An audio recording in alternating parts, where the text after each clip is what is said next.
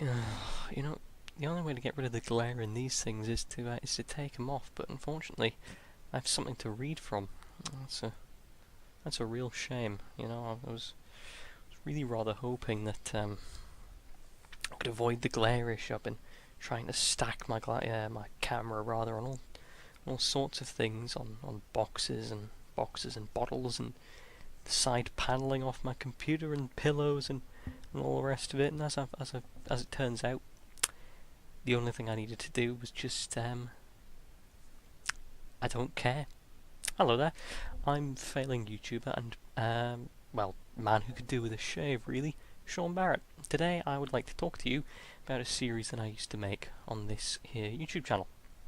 The series was called Baffled, and it was a comedic look at certain aspects of mostly internet culture through the eyes of a stubborn and deliberately minimally educated simpleton, trying to gain a basic understanding of bizarre subcultures and then generally drawing some kind of stupid conclusion as a final understanding and punchline. When it came to actually the summary of both episodes was basically just don't make weird porn of it. And to be honest, that's a good summary of any topic really. This series, it lasted for an entire 2 episodes.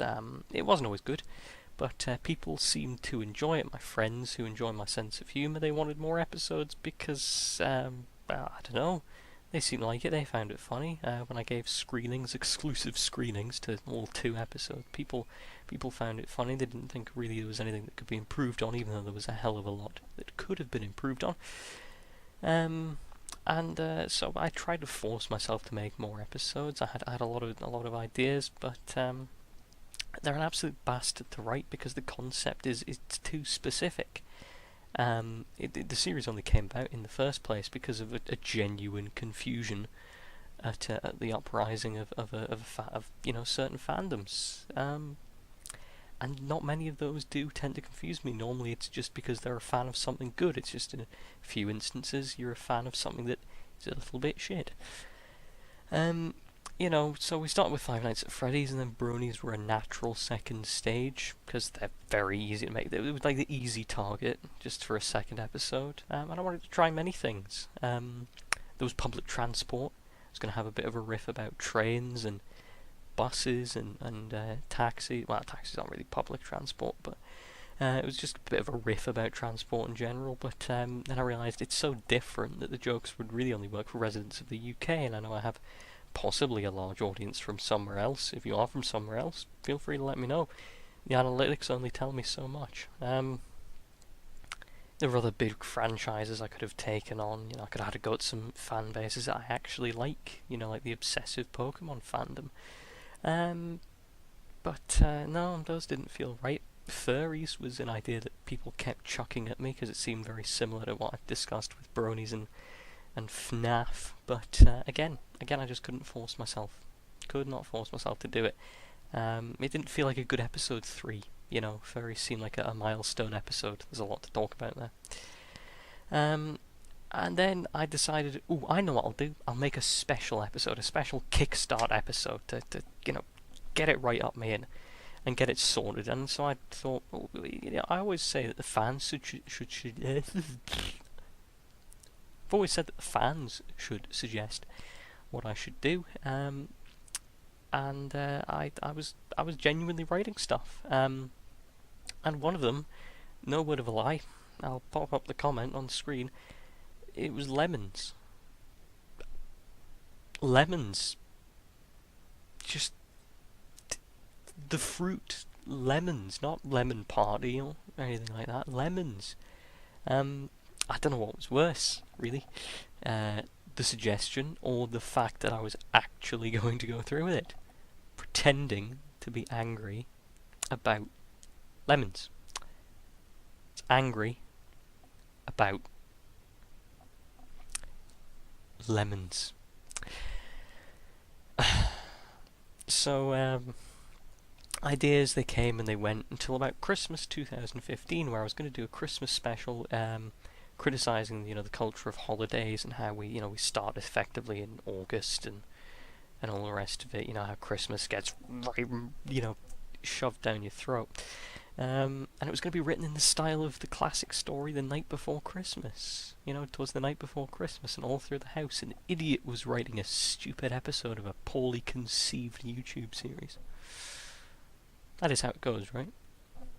There were several drafts before I totally ditched the idea, and it got forgotten about.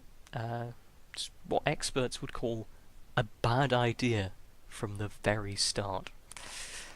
2016, for watchers of whatever the hell that video was, it was a less than stellar year for the world in general, but my own personal world as well kind of sucked. It was very uppy and downy, and started out with me being sad and ended with me being...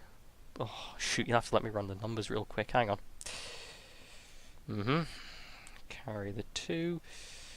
Yes, at the end of the year, I can confirm I was a little bit less sad. All joking aside, there was more positives than negatives at the end of the year. Now, the one thing that always keeps me going is my love of comedy. You know, some people would say my love of terrible comedy, but they aren't accounting for good taste.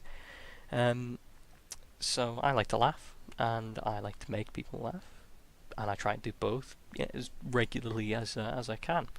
And many of the positives that I referred to towards the tail end of last year had to do with comedy. Starting in particular with my student radio show, which I'm going to link down in the description. Don't point at your junk, you moron. You know, it was always going to be me, just having a bit of a jokey chat show. I don't know if you can hear the police. They're coming after me. Criminal humour. But yes, it was always it was going to be a look at current events and you know, the feedback of the show, you know, from the people who run the station to just my friends and family. They all said it was good and it was pretty funny in general, which is surprising because normally none of them like to concede that I've said something funny. And I've been to see live comedy. In particular, I went to go see a local improv group, where I won the best suggestion of the night, which won me free tickets. So if anyone wants to go, still got them. I've been told to save those for a date. I know. Who would? So yeah. And I don't know if you've ever had the privilege of having an audience, a room full of people, laugh at it, not just like a joke at a party or something, but like an audience of people who've come to consume comedy laugh at a joke that you've conceived in your own stupid noggin. But if you have, it's a very special feeling, and it resonates with me. You know, they didn't know that I'd written it, of course, and the improv people just acted it out, and they enjoyed it as well.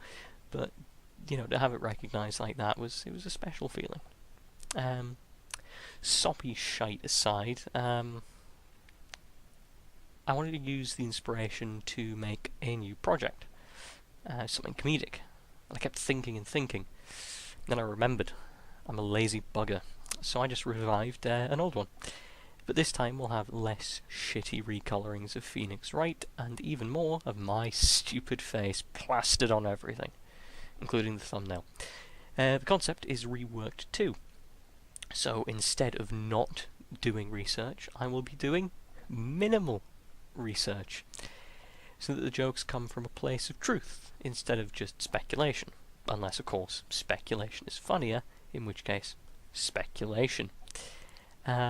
So the show will take a look at any topic that I fancy. If it confuses me, outrages me, or does what most things tend to do, both of the previous.